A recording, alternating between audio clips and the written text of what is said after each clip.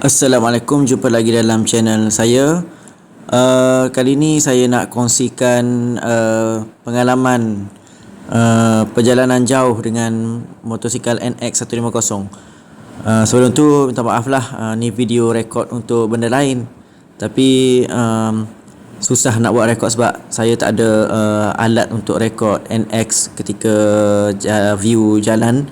Jadi dengar je lah Okey. Jadi untuk NX150 yang saya pakai ni dah 2 bulan.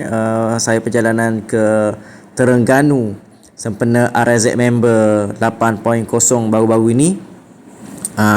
Walaupun bukan pakai RZ, aku try jugalah join ambil suasana. Okay, perjalanan aku mengambil masa 2 jam lebih, dekat 3 jam juga sebab santai-santai 80-90 km sejam. Untuk NX150 ni aku boleh katakan ni standard ori standard kilang, tayar semua ori, semua sekali ori. Aku boleh kata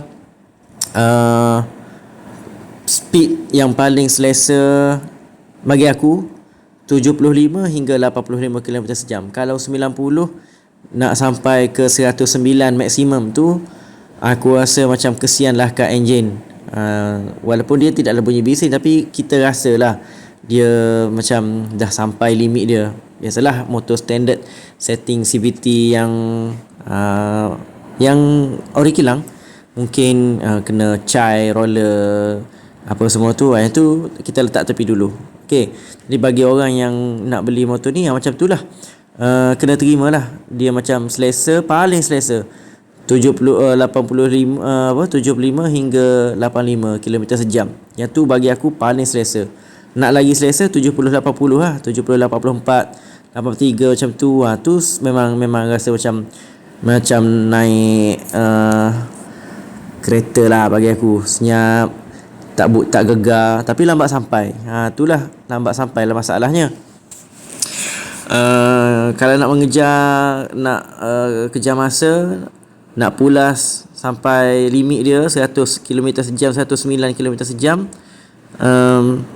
Tak tahulah, aku tak tahu ketahanan dia tu, tapi semua orang tahu bahawa skuter ni bukan untuk kita merembat sampai berjam-jam, ya tak?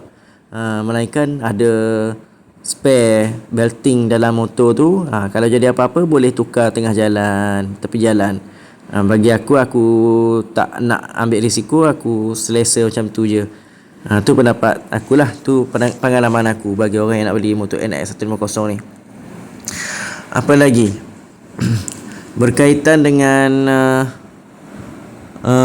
ketahanan ataupun selepas perjalanan jauh, bunyi ada pelik-pelik ke tak ada. Setakat ni aku perhatikan tak ada bunyi yang pelik-pelik. Dia biasalah, bila enjin panas dia bunyilah macam ketik-ketik apa semua tu sikit-sikit kan. Biasa tu ES5 apa semua tu akan bunyi sebab enjin dah terbuka, enjin dah panas apa semua kan. Tapi keesokan pagi apa semua tak ada susah hidup ke, alhamdulillah. Biasa je, bunyi normal balik apa semua. Biasa, tak ada RPM yang pelik-pelik. Meter minyak apa semua okey. Ni bagi unit aku. Okey. Jadi boleh pergi ke tak? Boleh beli ke tak NX150 ni? Jawapannya seperti video aku sebelum ni. Kalau korang nak jimat kekuatan dia, ialah harga lah. Kekuatan NX150S ni pada harga. Walaupun ada yang kata RT1 dah turun harga. Okey, tu barang yang turun harga. Ni barang yang harga macam tu. 6,688, ada kedai 7,200. Tapi aku rasa sekarang ni dah tak ada, dah 7,000 lebih. Kemungkinan semua dah 6,000 lebih sebab persaingan banyak kan, banyak model-model baru. Carilah yang murah-murah. Okay, jadi kekuatan dia ada pada harga. Kalau bukan pada top speed, bukan pada performance sangat.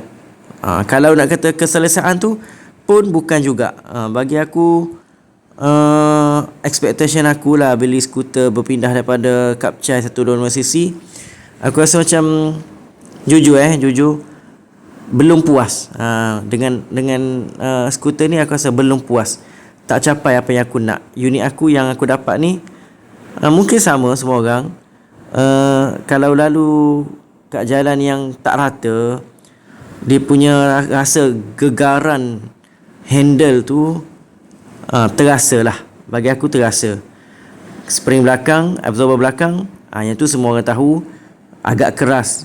Kena tukar yang aftermarket yang boleh laras ke mungkin, barulah sedap sikit, tak sakit pinggang.